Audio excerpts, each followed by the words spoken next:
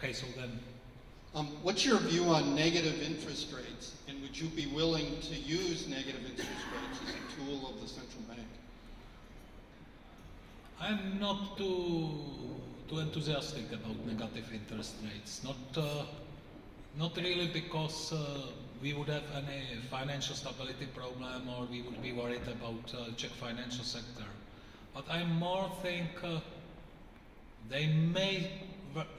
they have been working mainly because they signaled some will of central banks to use non-standard tools. But as a major tool, they cannot really change expectations as such. And I have this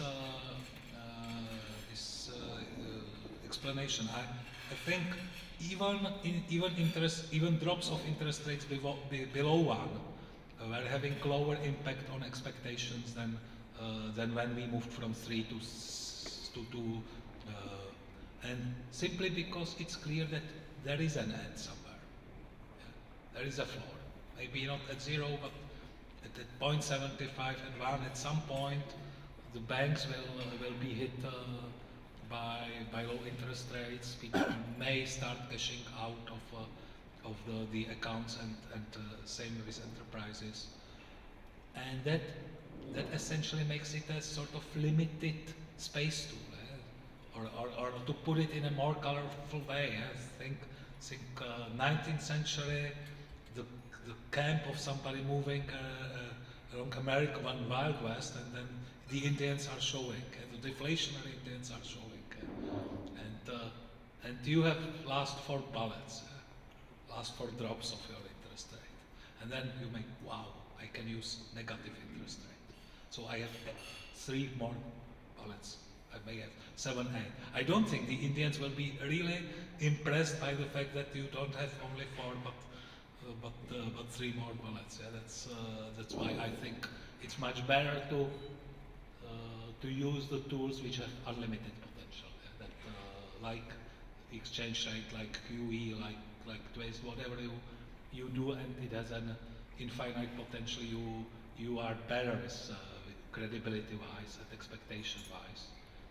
But as I said, with the exception of interest rates being used as a signaling device, this is what happened to ECB. They first moved slightly to negative territory, but everybody bought it as a sign that they really mean business. Yeah, that's a different thing.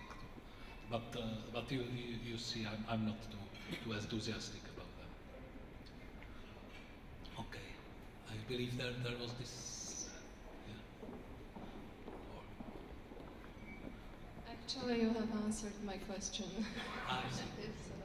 Maybe I would be just interested, how high do you see the probability that you will have to resort to the negative rate signal?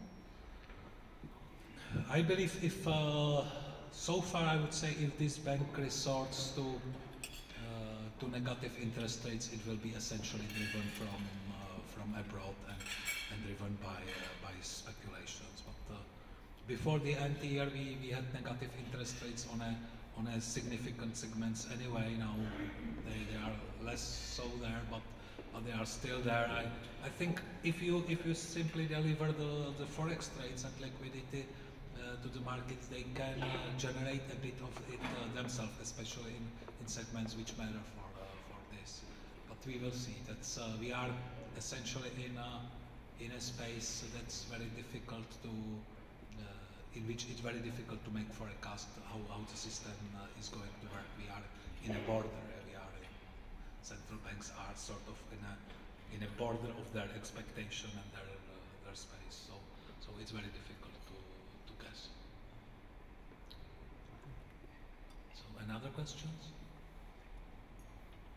Well, seems I answered all your questions. So thank you a lot for your attention, and also for those who manage not to fall asleep or read their mobiles or whatever else. Thanks.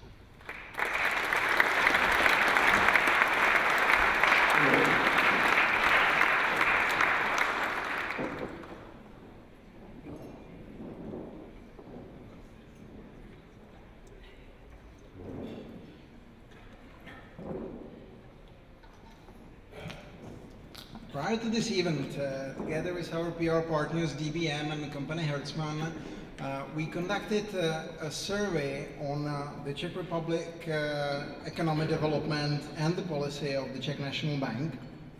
I would like to thank to all who participated in the survey. Summary of the findings from the survey you will find in front of you, and tomorrow we will email you all the details, the detailed results of the study. But I have the pleasure here to have Honza Hertzmann, managing partner of company Hertzmann, who will share with you now the key highlights from the study. Honza, please.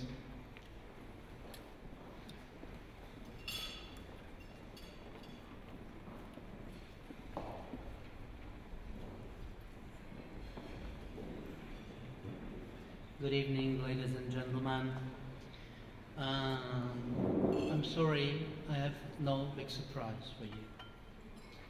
The results are as maybe they could have been expected.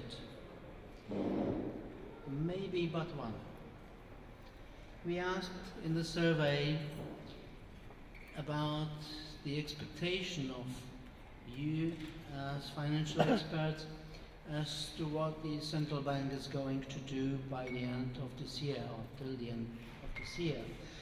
And there is no surprise that majority of you expect the bank will keep doing what it was doing last, 2 years and something. But at the same time, there are three groups of those who believe that the bank will end the intervention by the end of this year. The biggest part of those who expect this believes that the crown will appreciate as a result of that. So if 1/4 of financial experts expect something else than that the bank is saying constantly, it's a bit strange, and I'm not sure whether it means disbelief or those people expect that something happens what has not been expected up to now, or what the reason was for this opinion. Anyway, 1/4 of the sample, it's quite a lot. We also asked whether the central bank will advise the government to adopt euro in a certain date. The overwhelming expectation is that the bank will not do it, which is also in agreement with what the bank is doing all the time. 60% of you financial experts say that probably not, and some 1/5 says certainly not.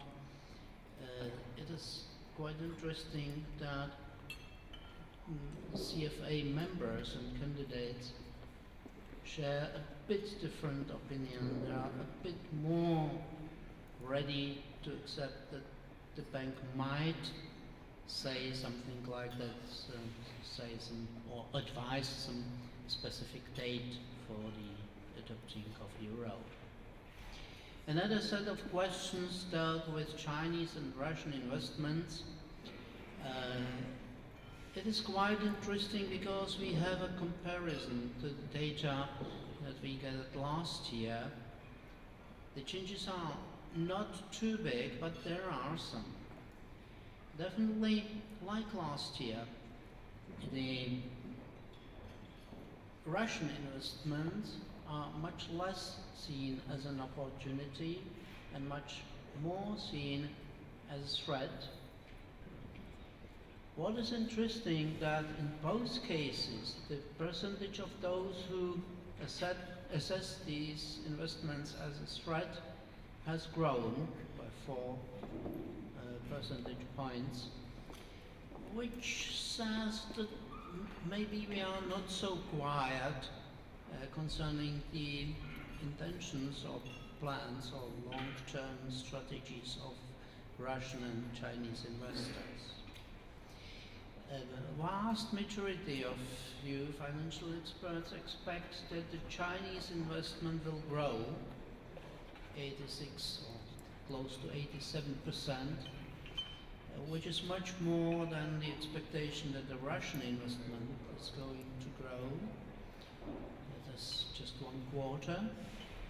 The interesting detail of the comparison says that it is now 12 percentage points more than last year of those who expect Chinese investments to grow. Personally, I'm very curious what direction the investment from China goes in this and maybe next year, whether it covers some new production constructions or something like that, or buying shares in companies. Really quite interesting. Well, what is the reason for the Chinese to invest in the Czech Republic? 60% or close to 2/3 of you say that there are geopolitical interests in that. Means not so much money, but power. 1/3 says it is a long-term investment, the buy and hold strategy. Again, I'm quite curious who is right. And as to the communication, maybe media coverage or political debate over the Chinese investments, half of you think that these investments are overrated at present. 1/4 says that these are assessed correctly, and less than 1/5 says that these are underrated. So the opinions are quite different, and again it will be quite interesting to see how these opinions change vis-à-vis to the real development of the investment, whether it grows so rapidly as you expect, and maybe the percentage of those who feel these are overrated will slow down. So thank you for your attention, and to those who have got something to eat, enjoy your meals.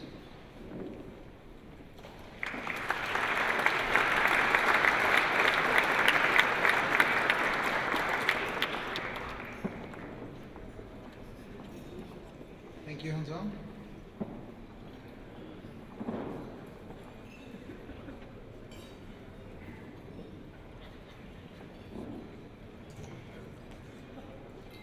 Now the part of the program where you take part at.